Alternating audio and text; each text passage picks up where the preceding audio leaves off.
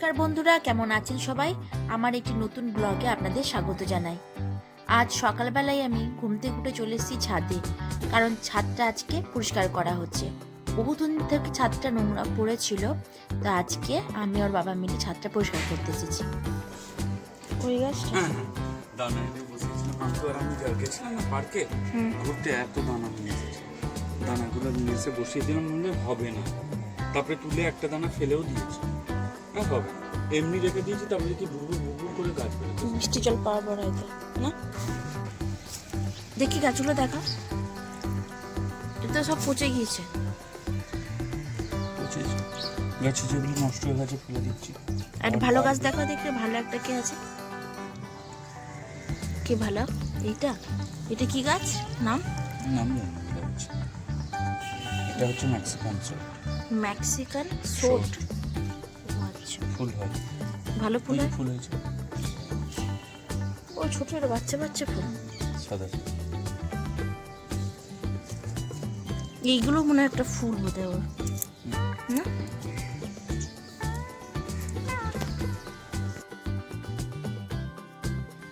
আমি সব নোংরাগুলো পাঁচিলের ওই দিকে ফেলে দিচ্ছি। ওর বাবা ঝাড় দিয়ে দিচ্ছে, আর আশেপাশে এত নোংরা হয়েছে সেগুলো সব তুলছি। এই দেখুন, তুলে তুলে আমি ওই পাঁচিলের ওই পারে ফেলে দিচ্ছি। পাঁচিলের ওই পারে এমনি অনেক নোংরা আছে, যখন পরিষ্কার হবে তখন সব একসঙ্গে পরিষ্কার হয়ে যাবে।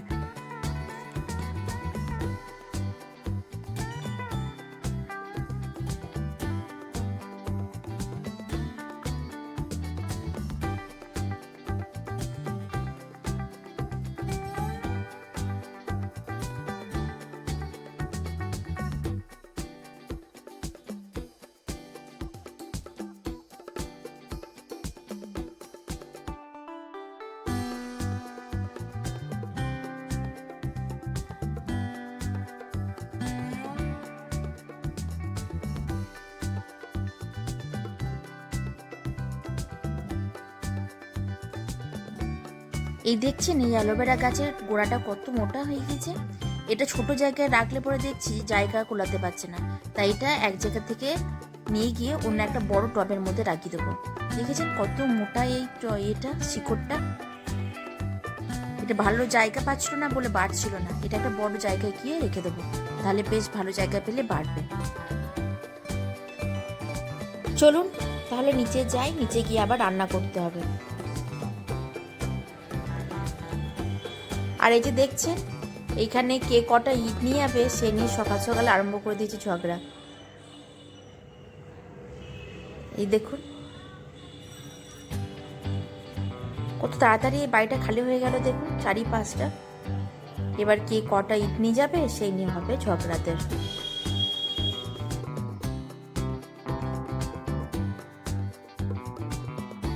আমাদের পাড়ায় যাদের ছোটোখাটো কাজ বাকি আছে তারা এখান থেকে ইট নিয়ে যাচ্ছে। কেউ বা নিচ্ছে 2000 পিস, বা কেউ বা 3000 পিস, বা কেউ বেশিও নিচ্ছে। এখানে যেসব ইট আছে তার দাম পড়ছে 5 টাকা করে, কিন্তু বাড়িতে পৌঁছে দিলে সে ইটটার দাম পড়বে 7 টাকা। আর এই যে দেখছেন যত সব রাবিশগুলো পড়ে আছে সেগুলো সব বস্তায় করে ভ্যানে তুলছে। ভ্যানে তুলে সেগুলো কোথায় নিয়ে যাচ্ছে কি জানি।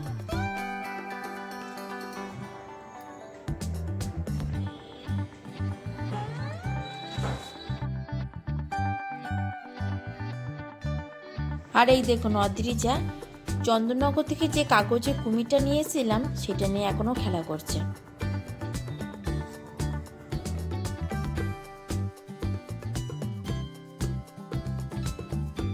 আস না, এভাবে কিছু হচ্ছে না, আপ ডাউন কর, হাতটা তোল, একবার নামা। হ্যাঁ যাচ্ছে যাচ্ছে।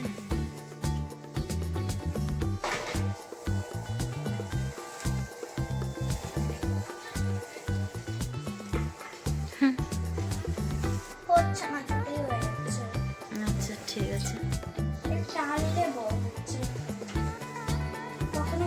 নিজের মতন করেই চলবে।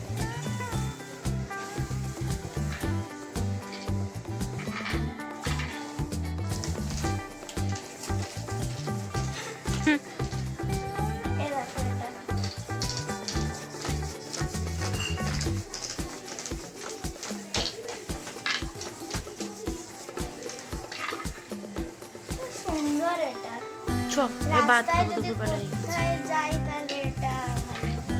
হ্যাঁ, যদি কোথাও এটা রাস্তায় নিয়ে যাই তাহলে রাস্তায় নিয়ে যাওয়া যাবে না, রাস্তায় প্রচণ্ড নোংরা থাকে, খারাপ হয়ে যাবে ফালতু। ঘরে একটু খেলবি আর রেখে দিবি, পরে আবার খেলবি। কি যা চল রেখে দাও, এবার ভাত খাবো, চলো রেখে দাও।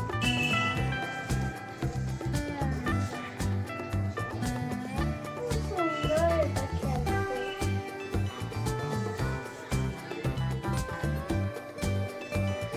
কি হয়ে গেছে, দইটা আটকে গেছে?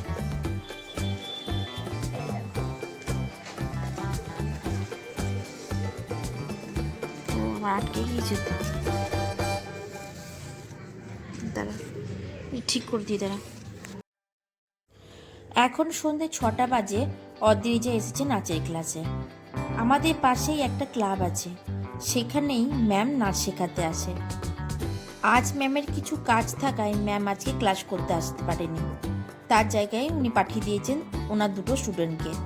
ওরা এসে আজকে অদ্রিজাদেরকে নাচ শেখাচ্ছে।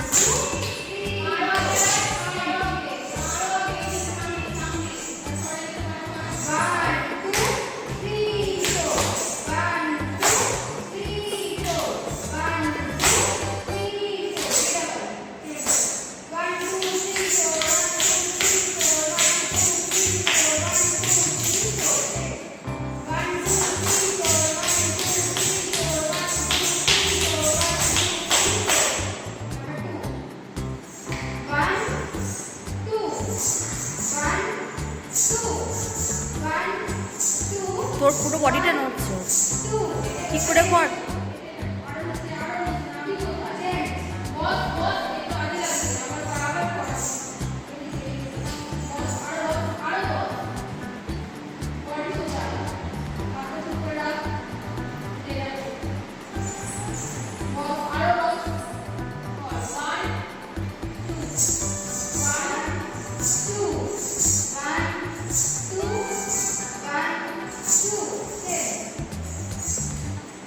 One,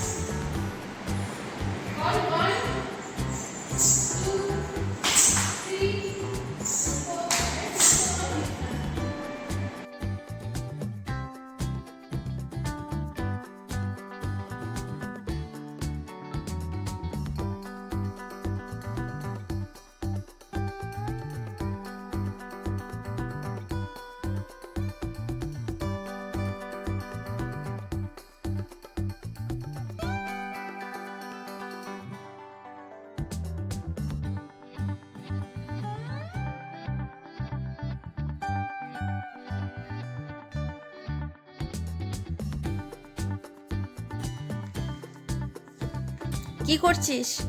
করছি। বলছি যে চোখটা একটু বন্ধ কর, আজকে তোর একটা চিলড্রেন্স ডে একটা গিফট দেবো তোকে। বাহ, gift? ঠিক আছে, করছি। খুলবি না কিন্তু বলে দিচ্ছি।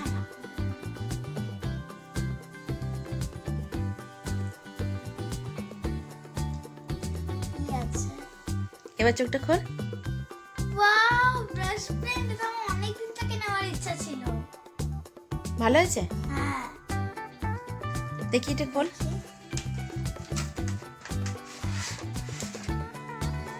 এখানে 12টা ব্রাশ পেন আছে, একটা মেটালিক পেন আছে, আর একটা আছে ব্লেন্ডার, যেটা সব কালার মিক্সিং হলো।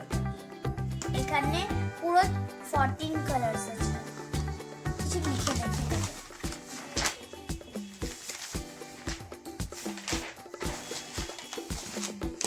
দেখি কেমন লেখা হয়।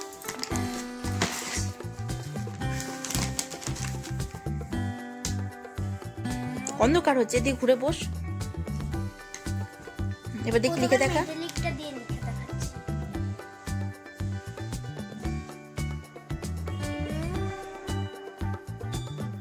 এগুলো স্কেচ পেনের থেকে আলাদা কি?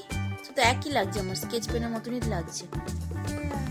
তো এইটাতে একটু আমার হ্যান্ড রাইটিংটাকে ভালো করতে হবে। হ্যাঁ, অদ্রিজার চিলড্রেন্স গিফটটা পছন্দ হয়ে গিয়েছে। আমি ওইটাই চিন্তা করছিলাম ওর পছন্দ হবে কিনা। তাহলে চলুন রাতে রান্নাটা আবার করে ফেলি। ব্লগটা তাহলে আজকে এখানেই শেষ করি। ভালো থাকবেন, সুস্থ থাকবেন, আর ভালো লাগলে একটা লাইক করে দেবেন। আবার দেখা হবে নতুন একটি ব্লগে।